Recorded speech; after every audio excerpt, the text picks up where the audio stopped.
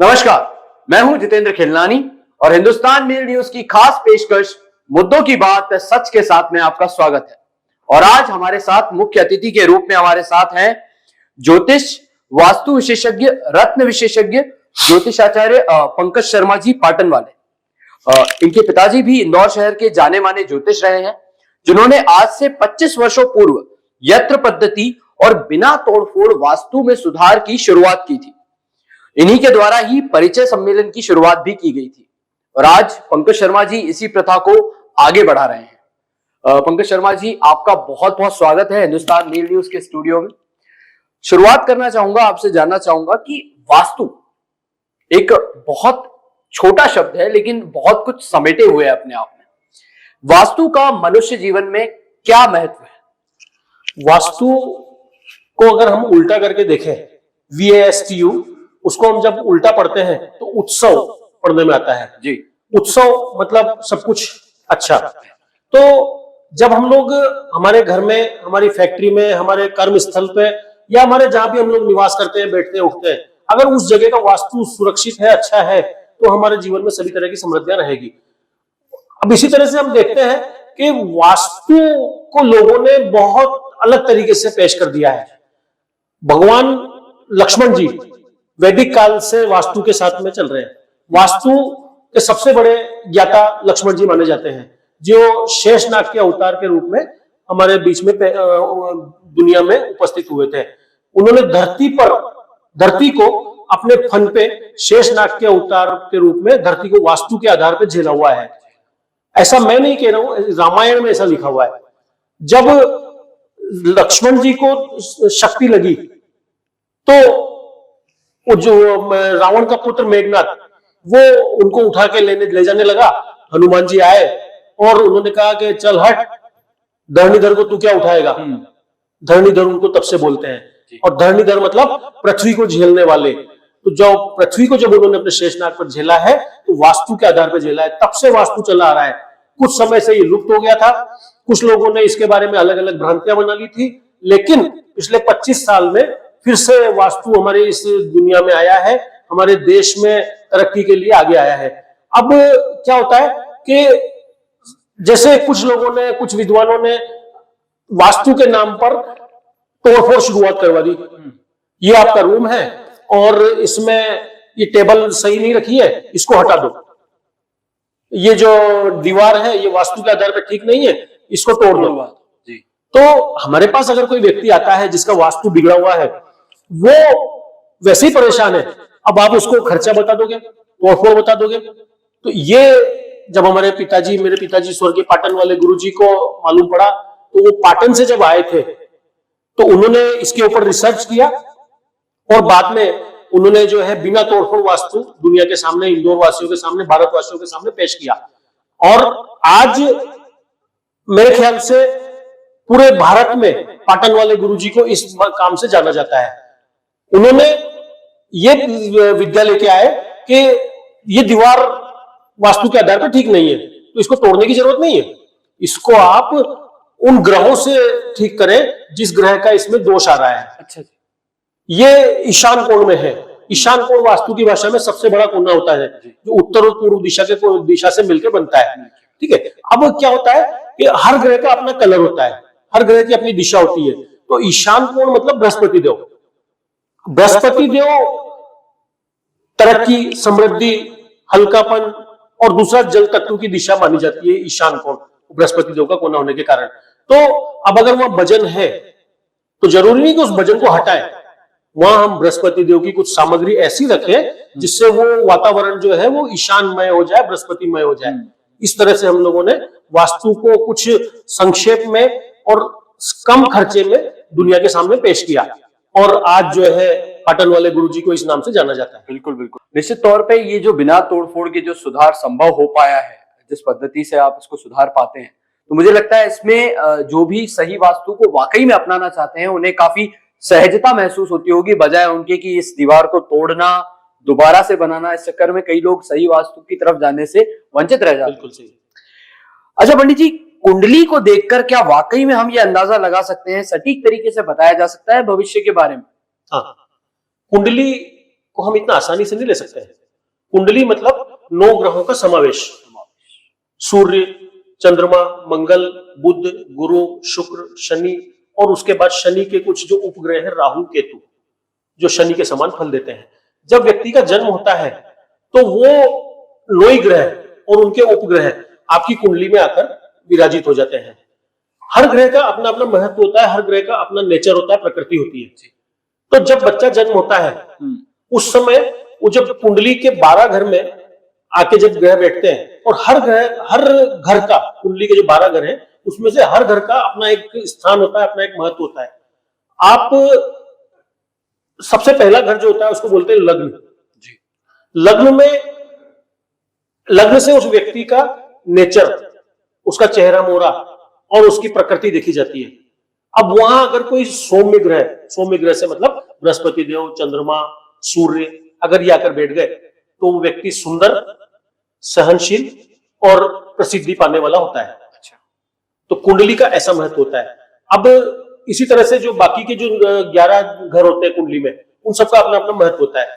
हम देखते हैं किसी बच्चे की अपनी मां से नहीं पट रही है, वो माँ उसके लिए खूब लग रही है, तैयार है, बेटा ये कर ले, बेटा वो कर ले, लेकिन वो कहता नहीं मां, मेरे को नहीं करना। तो आप उस कुंडली, उस बच्चे की या उस जातक की चौथे घर में जाके बात करें।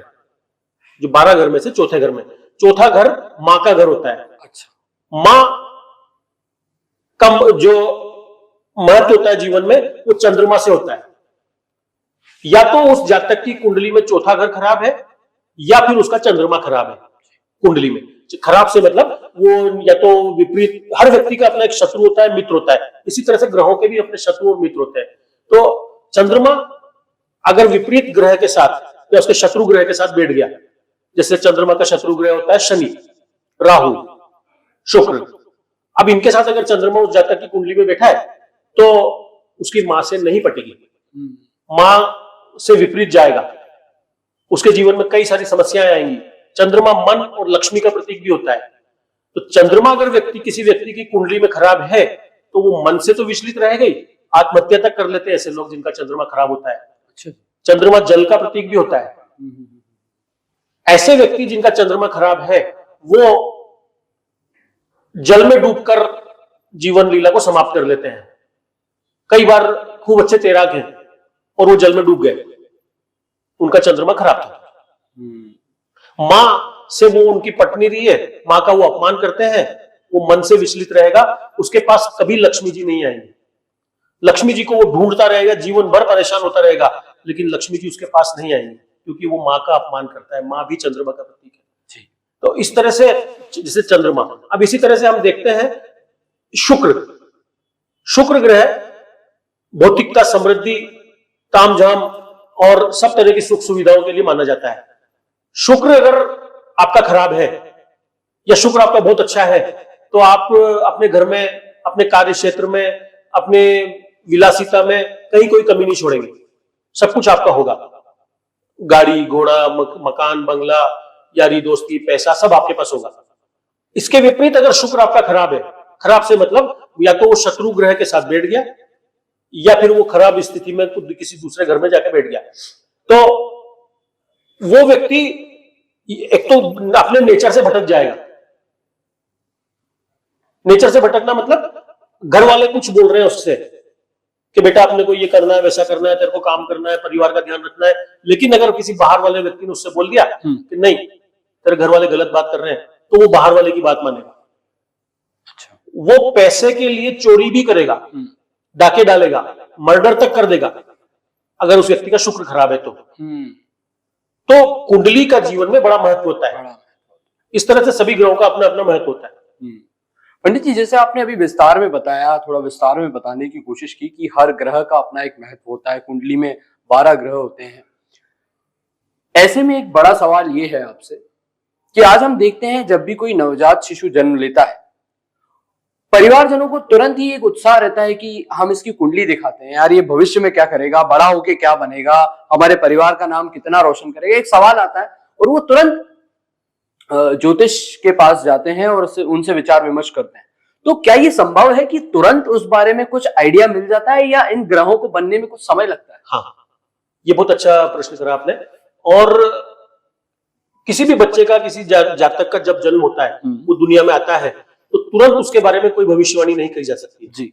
जब तक कि उसकी, अब जब हम लोग देखते हैं कि किसी का जन्म रात को 12 बजे हुआ ऐसा बता दिया, लेकिन वो समय भी गलत हो सकता है, क्योंकि उस बच्चे की जब तक नाल नहीं कटी है, उस बच्चे की नाल जैसी जीवन में आई है, उस समय को हम देखते हैं। मतलब जिस समय वो नाल काटी जाती है वो सही समय माना जाता है, वो सही समय माना जाता है, उसका दुनिया में आने का समय। बिल्कुल। अच्छा। लेकिन कई लोग जो है बस वो माँ के गर्भ से बाहर निकला और वो समय बता देते हैं। अच्छा। तो इसलिए जो है, जब उसका स्वतंत्र जीवन वो पाता है, वो उसका सही जन्म समय कहलाता है। बिल्कुल। इसी तरह से जब बच्चे का जन्म होता है तो हम लोग 6 दिन तक उसकी कुंडली नहीं बनाते हैं। अच्छा। छठी पर्व जिसको बोलते हैं, छठी पर्व जब तक नहीं मनाते हैं तब तक उसके, क्योंकि ऐसा पुराणों में कहा जाता है कि विधाता ने आपको धरती पर भेजा, 6 दिन तक वो आपसे संपर्क में रहती है। बच्चा किसी तरह से आपके ज्ञान में नहीं रहेगा, वो उस विधाता के संपर्क में रहेगा। तो तब तक उसकी कुंडली हम बना नहीं सकते जब तक वो विधाता के संपर्क में रहता है। जब वो बच्चा धरती पे आया, विधाता से उसका संपर्क टूटा, तो फिर उसकी कुंडली बनाओ, वो जो समय उसका नाल कटने का समय है वो लेकर। तो जो जैसा मैंने पहले भी बताया कि 12 घर होते हैं, तो जैसे ही बच्चे की नाल कटी, उन 12 घर में उस समय जो आसमान में ग्रह बैठे हैं वो आपकी कुंडली में आकर बैठ जाएंगे। अच्छा, ऐसा होता है। और ये कोई भ्रांति या ढकोसला नहीं है। मैं किसी के बारे में बता सकता हूं कि वो व्यक्ति, कुंडली देखिए उस व्यक्ति की, कि वो व्यक्ति किस नेचर का होगा, वो क्या काम कर रहा है, उसका घर कैसा बना हुआ है, ये भी कुंडली से मालूम पड़ जाता है। अच्छा। तो जैसा मैंने पहले बताया कि हर ग्रह का अपना महत्व होता है। तो जब बच्चा जन्म लेता है तब से उसके दुनिया छोड़ने तक के बारे में ज्योतिषी बता सकते हैं। इसी तरह से उस बच्चे का मां से संपर्क, जब वो मां के गर्भ से बाहर निकलता है तो उसका चंद्रमा, और हाँ दूसरी बात, छठी जब वो हो जाती है, छठी के बाद केवल उस कुंडली में केवल बच्चे का चंद्रमा देखा जाता है। 5वां घर जो होता है उस बच्चे का विद्या बुद्धि संतान वाला भाव होता है, केवल वो देखते हैं। उसके बाद उस कुंडली में उस बच्चे का चंद्रमा, कि उस कुंडली में उस बच्चे का चंद्रमा कैसा है, उसके आधार पर हम उसके 5 साल की आगे की भविष्यवाणी करते हैं। तो कि बच्चा 5 साल में स्वस्थ रहेगा, अस्वस्थ रहेगा, उसको कोई समस्या तो नहीं आएगी, उसकी माँ को उससे क्या समस्या होगी, उसके पिता को उससे क्या समस्या होगी उस दुनिया में आने के बाद। तो ये होता है कि बच्चा जन्म लेता है, कुंडली उसकी बन जाती है, और उसके बारे में हम बता सकते हैं। पंडित जी, जीवन रेखा का क्या महत्व है? क्या जीवन रेखा भी देखी जा सकती है कि कितनी, देखो सटीक तो मुझे नहीं लगता कि कोई बता सकेगा, क्योंकि वो तो एक अमर चीज है और अटल सत्य भी हम उसको कहते हैं। लेकिन क्या इसमें भी वास्तविकता है कि जीवन रेखा का लगभग अंदाजा लग जाता है? हाँ, अगर आप सही तरीके से कुंडली देखना जानते हैं, हाँ, तो किसी के बारे में बता सकते हैं। अच्छा, कि उसका जीवन कब तक है, अच्छा। उसका इस धरती पर योग कब तक है। कितना सटीक बताया जा सकता है? कई जो है ज्योतिषी, जो विद्वान ज्योतिषी हैं, वो घटी पल तक बता देते हैं। अच्छा जी। कि इस घटी और इस पल पर जो है वो ज्योतिषी या वो व्यक्ति जो भी है वो दुनिया छोड़ देगा। अच्छा। मेरे घर में भी मैं बताऊंगा, मेरे पिता स्वर्गीय पाटन वाले गुरुजी, जो 29 अप्रैल 2020 को दुनिया छोड़ी उन्होंने, वो लिख के चले गए। अच्छा। कि इस दिन इस समय मैं देह त्याग दूंगा। अच्छा। जब मैं उनके सामने खड़ा था, रात को 11 बजे का समय था, उन्होंने इशारे से मेरे से पूछा समय क्या हुआ, मैंने बताया घड़ी देख के 11 बजे। उन्होंने आंख बंद कर ली और 5 मिनट बाद डॉक्टर ने कह दिया वो इस दुनिया में नहीं है। तो इतना तक बताया जा सकता है, और वो लिख के चले गए कि इस दिन मैं देह त्याग दूंगा। तो ये जीवन रेखा के बारे में अगर आप विद्वान हैं, आप जानकार हैं, तो आप बता सकते हैं। मतलब अगर आपकी जानकारी पुख्ता है तो आप इस पे भी काफी कुछ बता सकते हैं। बिल्कुल। पंडित जी, रत्नों के बारे में भी आप काफी जानकारी रखते हैं, कौन सा रत्न पहनना चाहिए हर राशि के हिसाब से। तो ऐसे में मेरा एक बेसिक सा प्रश्न जो कई लोगों के जहन में होता है कि क्या रत्न पहनने से, सही रत्न पहनने से, बताया गया रत्न पहनने से इंसान की जिंदगी में सुधार आ सकता है? हाँ, ये भी ठीक है। हर व्यक्ति का अपना एक कलर होता है, जो उसको सूट करता है। कुछ कलर ऐसे होते हैं जो आपको सूट नहीं करते हैं। आपने ये ब्लैक कोट पहना है, मैंने ये ग्रीन कुर्ता पहना है, ये अगर मुझे सूट नहीं करता है तो मैं कहीं ना कहीं अपना नुकसान कर लूंगा। अच्छा। तो उसी तरह से जब विद्वान ज्योतिषी आपकी कुंडली देखते हैं तो वो उस कुंडली में ये देखते हैं कि आपका प्रथम घर जो है, जिसको हम लग्न बोलते हैं, उसमें कौन सी राशि बैठी है, कौन सा ग्रह बैठा है, वो आपका फेवरेट कलर कहलाता है। अच्छा। उस आधार पे आपको वो रत्न की सहमति देते हैं, सजेस्ट करते हैं। जीवन में इन ग्रहों को पहनने में, इन स्टोन को पहनने में लग्न का और लग्न के साथ में कौन सा समय आपको कौन से ग्रह का चल रहा है, उसका बहुत महत्व होता है। महत्व होता है। जैसे आपको गुरु की महादशा चल रही है, हाँ। और आपका लग्न जो है वो वृषभ लग्न है, जो दूसरी दो नंबर की राशि होती है, वृषभ राशि कहलाती है। पहले घर में अगर वो बैठी है और आपको महादशा गुरु की चल रही है, तो उस समय ऐसा नहीं है कि आप देख के कोई ज्योतिषी आपको बता देगा कि आप गुरु की महादशा चल रही है तो आप पुखराज पहन लो। वो लग्न का बड़ा महत्व होता है। पहले घर में जो राशि बैठी है उस आधार पर रत्नों की सजेस्ट किया जा सकता है। वो रत्न पहनने से आपके जीवन में समृद्धि आती है, आप आगे बढ़ते हैं। रत्न पहनना मतलब ये नहीं कि आपको सब कुछ ठीक हो गया, मेहनत तो आपको करना पड़ेगी।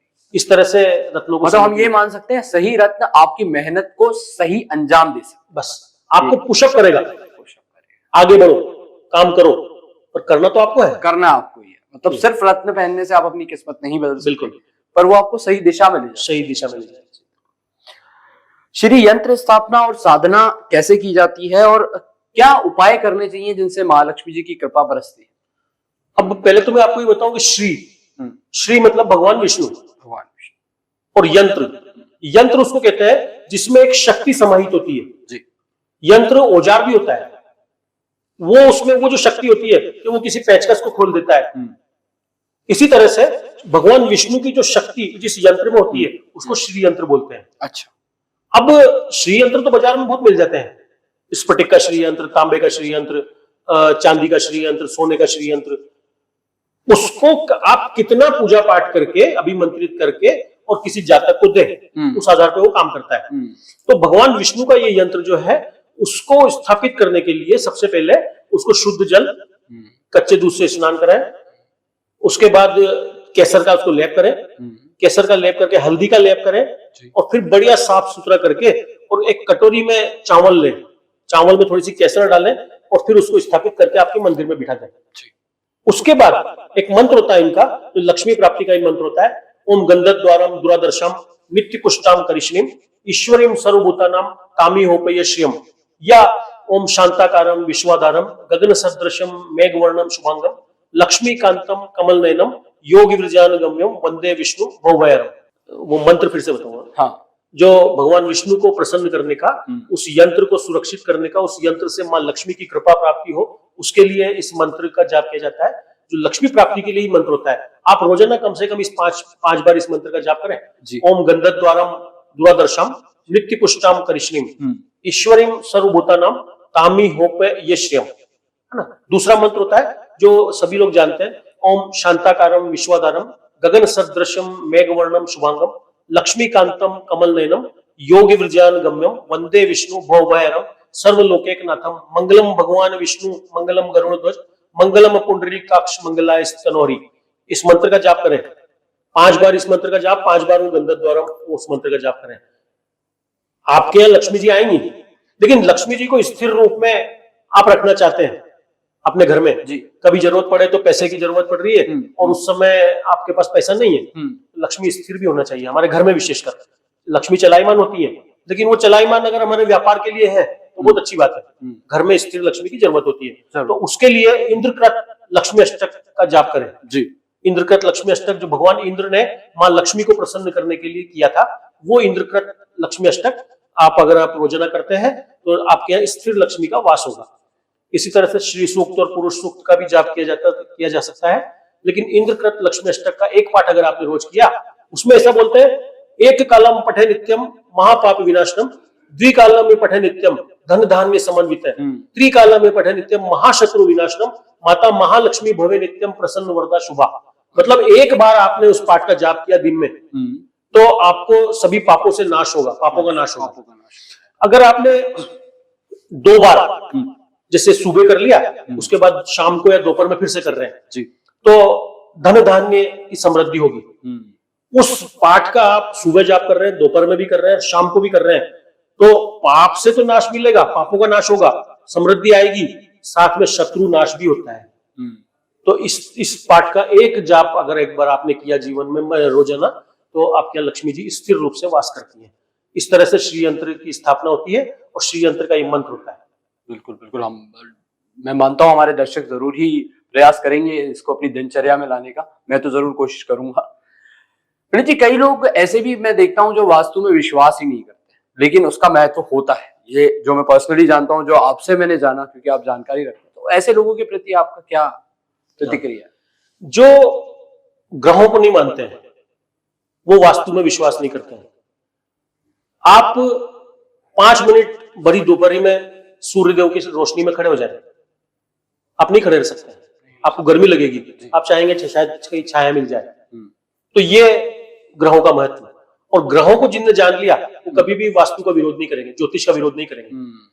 आपके घर में, जैसा मैंने अभी पहले भी बताया कि ईशान कोण, अगर घर के ईशान कोण में गंदगी है, वहां लेटरिन बाथरूम बन गई, वो हिस्सा ऊंचा है, तो आप मानो या नहीं मानो, आपके घर में समृद्धि कभी नहीं आएगी, उस घर की युवा पीढ़ी कभी तरक्की नहीं कर पाएगी और लक्ष्मी जी का वास नहीं होगा।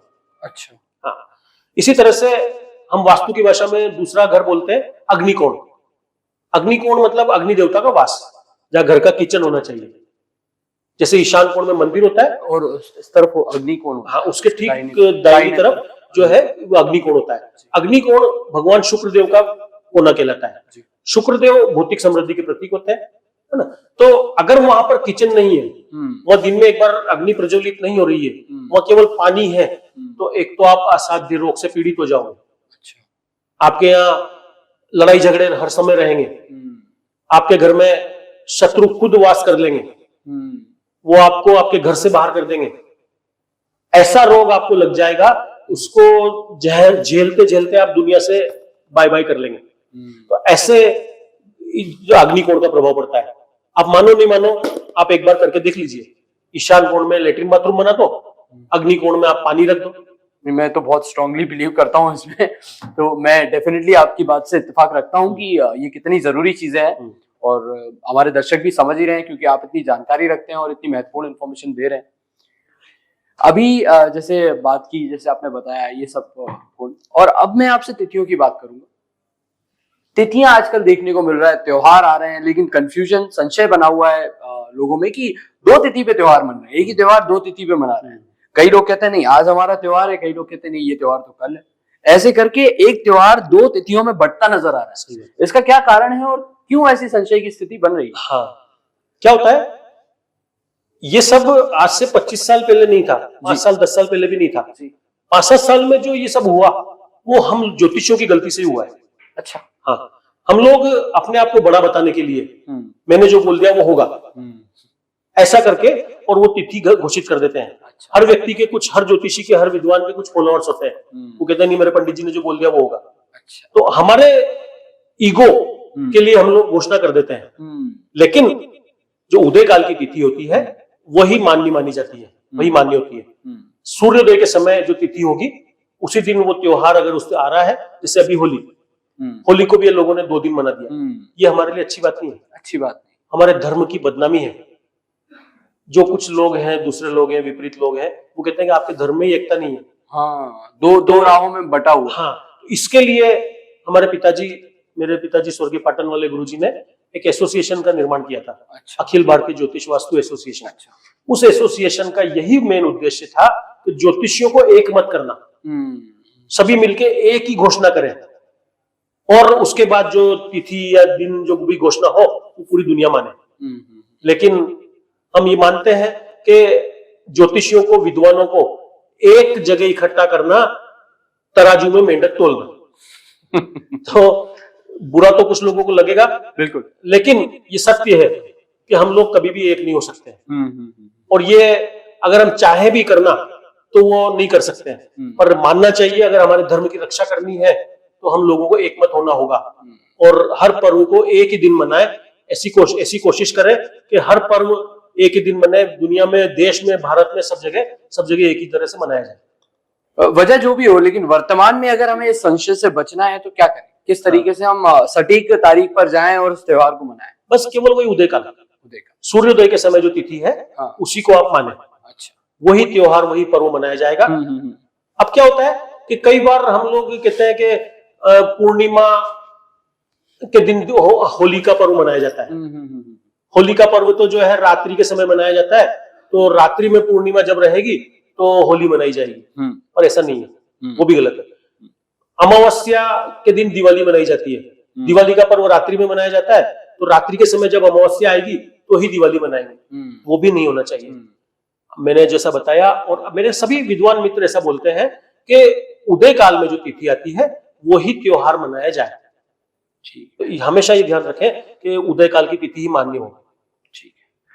अच्छा, शहर के वास्तु के क्या मायने होते हैं? मतलब फर्ज कीजिए मैं इंदौर शहर की बात करता हूँ आपसे, तो इंदौर शहर का वास्तु हम कैसे देखेंगे? जो मैं अंदाजा लगा सकता हूँ, मैं बेहतरीन कह सकता हूँ, क्योंकि जो मैं विकास देख रहा हूँ उसके अलावा, लेकिन जो आप गहराई से बात आप ही बता पाएंगे कि वो कैसा है, कैसे जान सकते? जैसे वास्तु जिस घर का जिस तरह से हम देखते हैं, किसी फैक्ट्री का देखते हैं, किसी दुकान का देखते हैं, उसी तरह से शहर का माना जाता है। जैसा मैंने अभी बताया कि पूर्व दिशा हमेशा हल्की होनी चाहिए। जितनी वो हल्की होगी उस घर में, उस दुकान में समृद्धि रहेगी। उसी तरह से शहर के ऊपर वो डिपेंड करता है। शहर का पूर्व दिशा जितनी हल्की होगी, हल्की से मतलब कि उधर जंगल हो, पेड़ पौधे हो, नदी तालाब हो, पूर्व दिशा में। पश्चिम दिशा जितनी भारी वजनदार होगी, उतना उस शहर की समृद्धि बढ़ेगी। अब हमारे देश इंदौर की हम बात करें तो मैंने हमारे जो नगर निगम के सभापति रह चुके हैं पहले, उनसे भी मैंने एक बार इस बारे में बातचीत करी थी, पर ध्यान नहीं दिया गया। हमारे इंदौर का वास्तु भी बिगड़ा हुआ है। अच्छा, हाँ, इंदौर में पूर्व दिशा हम बात करते हैं पलासिया साइड की या विजयनगर साइड, कई सारी बड़ी बड़ी बिल्डिंग्स बन गई। पूर्व दिशा को उन्होंने वजनदार कर दिया। अब बात करें पश्चिम दिशा, तो इंदौर की पश्चिम दिशा मतलब मलारगंज, सिरपुर, धार रोड, वो पूरा खुला है, वहां कोई बिल्डिंग्स नहीं। विकास मतलब निर्माण अभी ज्यादा नहीं हुआ, निर्माण ज्यादा हुआ नहीं है। तालाब वहां है, और वहां जंगल ही जंगल है, हम आगे तक देखते हैं पेड़ पौधे हैं।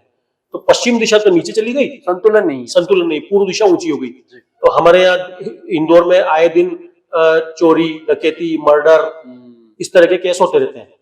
तो मैं हमारे प्रशासन से, इंदौर प्रशासन से भी ये प्रार्थना करूंगा कि अगर वो कभी मौका दें तो मैं इंदौर का वास्तु सुधारने की बात कर सकता हूँ।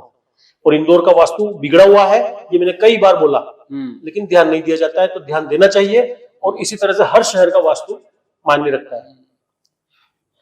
पंडित जी, एक अंतिम प्रश्न है आपसे मेरा, कि कई लोग ये कहते हैं कि यार ज्योतिष को तो सब पता होता है, ज्योतिष तो सब कुछ जानते हैं, तो ऐसे में वो खुद के जीवन को और बेहतर क्यों नहीं बना लेते?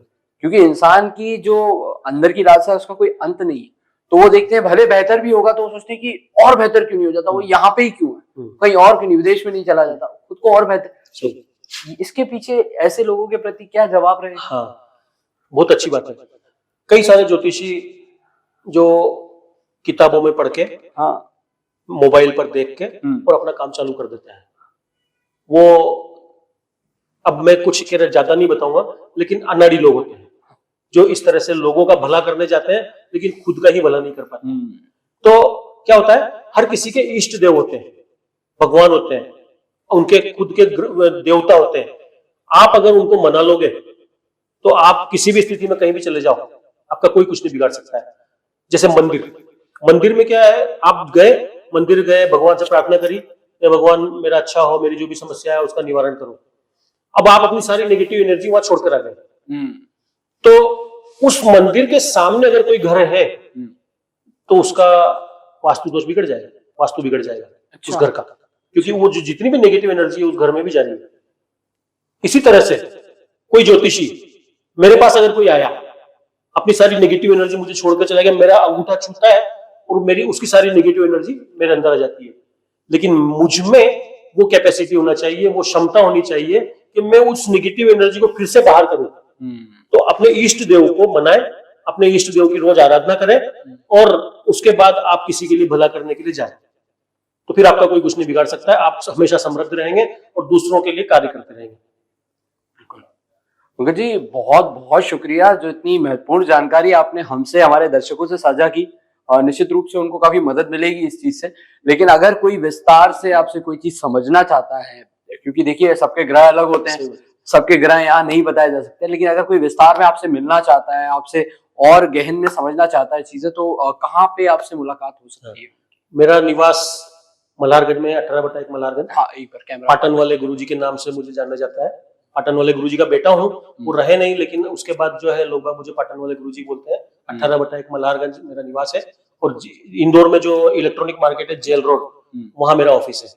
तो आप दोनों में से कहीं भी आप मुझसे मुलाकात कर सकते हैं। मेरा मोबाइल नंबर है 9977445550। धन्यवाद।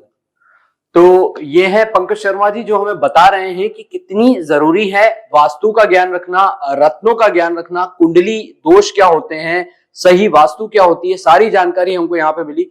हिंदुस्तान मेल न्यूज हमारे सभी दर्शकों की ओर से आपका बहुत बहुत शुक्रिया अदा करता है कि आपने इतनी महत्वपूर्ण जानकारी हमसे साझा की। और फिलहाल मैं हूं जितेंद्र खिलनानी, और अगली बार फिर होगी आपसे मुलाकात मुद्दों की बात सच के साथ में, किसी और विशेषज्ञ, किसी और हस्ती के साथ। तब तक के लिए टेक केयर, ध्यान रखिए, जय हिंद।